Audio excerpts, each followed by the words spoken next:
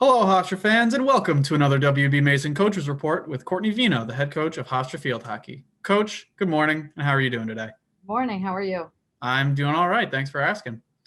Let's start this off. You started off your weekend set of games with a thrilling 2-1 overtime win over Towson. Yasmine Verduz scoring both goals, including the game winner. Looking back at the film, what were your thoughts following that game against the Tigers? Yeah, an incredible team win. Um, it's always tough to travel day of match and get there and play. So handled the adversity and a composed game. I think that we let Towson on the scoreboard very, very early in the first 22 seconds or so, but quickly bounced back and kind of held the tempo of the game for the remainder, and got in overtime. So very good game. Yasmine with two. It was exciting for her. Her speed kind of created both of those scoring opportunities, and um, yeah, happy with it. It was exciting, and to be with the team and travel that weekend, and we stayed over until Delaware. It was a fun weekend. And then, unfortunately, to wrap up the season, 4-2 loss at Delaware. I thought the team, showed terrific fight in that game against Delaware. It's just score sheet said not on your side. Looking back at that, what were your thoughts? What are your takeaways from your game against Delaware? Um, Whenever the season comes to an end, you kind of have this moment of like clarity and this big the growth that we've had as a program in this tough time of COVID and all the adversity you have to handle, the student athletes especially. um, it was an incredible match, and I know the score says 4-2, um, but the free play was the best Hofstra field hockey I've seen all season. So I'm exceptionally proud of that, and our team and the competitiveness and the fight that we have. And ultimately, post game, it was a very emotional time with our team because we were able to earn a way into that tournament if we had won, and um, so a very emotional time, but a very good moment for our team to really look at our season and the growth that we'd have. And I mean, it was just an incredible back and forth game and a competitive game. And we kept Delaware to no free play goals. And that's something that, that's that next step we needed to take, and kind of limiting opportunities. And unfortunately, they got 4 out of the 7 penalty corners that, their first year drag flicker is very, very strong drag flicker. And so it was an incredible day. I think it shows our growth in our year. And um, I'm extremely proud of our team and our players, and kind of what they've done this season, and what a game to finish on. Yeah, absolutely. Like you said, for casual observers, they look at the scoreline 4-2, but when you see, you look at the actual game, you see, wow, they didn't allow any, like you said, like you didn't allow any free play goals. Your team battled back the way that they did in a variety of ways. Yeah. Frankie's goal in the second half, Mercedes' goal right at the end, off a turnover. It was an excellent performance. It's just unfortunate that the score didn't. People are going to look at the score and they're not going to see the hard work that went into y'all's play.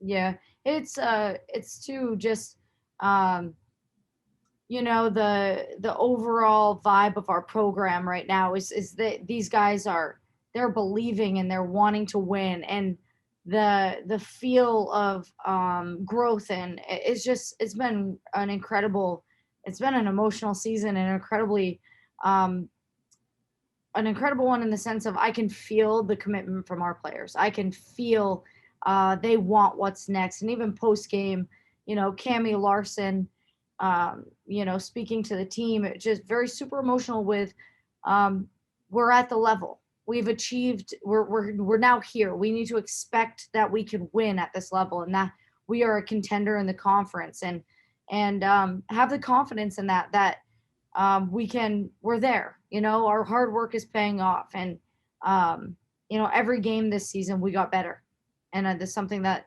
they're proud of, and I'm proud of. So it's hard to end the season, and you go through all the wish you could haves and what we should haves, and but ultimately very, very proud of our group and the growth we've had this season. Yeah, absolutely. You never want to end the season with a loss, but to see the growth from game 1 to game 12 has just been leaps and bounds. And I think the future of Hofstra field hockey is very bright. Me too, Nick. Yeah, well, that's good that we're on the same page on that one. Speaking of so what's next? What do you coaches? What are the players? What's the next step for Hofstra field hockey? Yeah, we're committing to another couple weeks here with the team, and doing some season reflection and some goal setting, and ultimately, this is the first time in Division I field hockey history that we have a 3-month turnaround here until we compete again. So trying to put some closure to the season and pull the goods and kind of clean up the needs and close the gap a little bit and get ready for an off-season training, and ultimately come back in the fall and be ready to start competing right off the bat again. So it is a little bit of a different feel just than we're used to with postseason, but taking it day by day and just trying to kind of reflect and also prepare for the next 3 months and in a competitive fall season, and get back to recruiting now that the dead period is going to be lifted on June 1. So the coaches are excited to be on the road and find the future pride, and I know our players are going to commit a lot this summer to coming in ready. So it's an interesting time, but here we go. Yeah, here we go. Back to recruiting, back to the drawing board with a lot of stuff and, reflecting. And I think the team they're going to find a lot that they should be proud of following this year, being so close to making the conference tournament. I think, it's a good launching point for a lot of the players. Yeah, I think too, just even, we were fortunate to commit a non-conference game to Drexel here, and seeing the growth and just even kind of comparing those two games. And, if you look at the big picture, is if we would have gotten that first Drexel game, we'd be in the tournament, right? Mm-hmm. So there's some you can learn from every moment, and you can learn from every reflection. So we're big on that. We're big reflectors, and I believe in that's a way that you can find confidence and gain confidence and trust through the program and the process here. So we'll find growth and come back stronger for the fall. That's good. We're the Hofstra family and the Hofstra field hockey community are looking forward to seeing Hofstra again in 2021. Yes. In a weird way of saying that. I know it's a bizarre one. Yeah, this will have to be your busiest year of field hockey, and probably college field hockey, at least probably ever. Yes, probably.